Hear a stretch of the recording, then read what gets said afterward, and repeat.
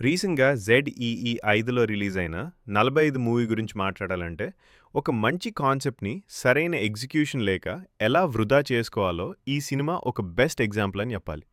కేవలం 45 నిమిషాల్లోపే ఆడియన్స్‌కి ఫస కనిపించేలా, బోర్ కొట్టించే ఈ సినిమాలో ఐడియా అయితే బావుంది గానీ, స్క్రీన్ ప్లే మాత్రం పూర్తిగా నిల్. రాజీ అనే కుక్కని యాక్సిడెంట్ చేసిన వినయ్ చుట్టూ తిరిగే ఈ కథ, చనిపోయిన తర్వాత ఆత్మ ఎదుర్కొనే ఆ 45 డే సైకిల్ గురించి వివరిస్తుంది. ఇందులో శివన్న దేవుడిగా, రాయప్ప యముడిగా కనిపించిన ఆ భారీ స్టార్ క్యాస్ట్‌ని డైరెక్టర్ సరిగ్గా వాడుకోలేకపోయారు. ముఖ్యంగా వీఎఫ్ఎక్స్ మరియు సీజీఐ క్వాలిటీ చూస్తుంటే రీసెంట్‌గా వచ్చిన 'మార్టిన్' సినిమా గుర్తొస్తుంది.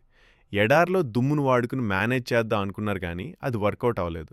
సినిమాలో చాలా చోట్ల 'జాన్ విక్', 'కాంతార', 'అనకొండ' వంటి సినిమాల నుంచి సీన్స్ ఇన్స్పిరేషన్ పేరుతో లేపేశారు.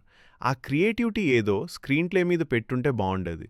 ఈ సినిమాలో చెప్పుకోదగ్గ ఏకైక పాజిటివ్ పాయింట్ మ్యూజిక్ డైరెక్టర్ ఇచ్చిన బ్యాక్‌గ్రౌండ్ మ్యూజిక్.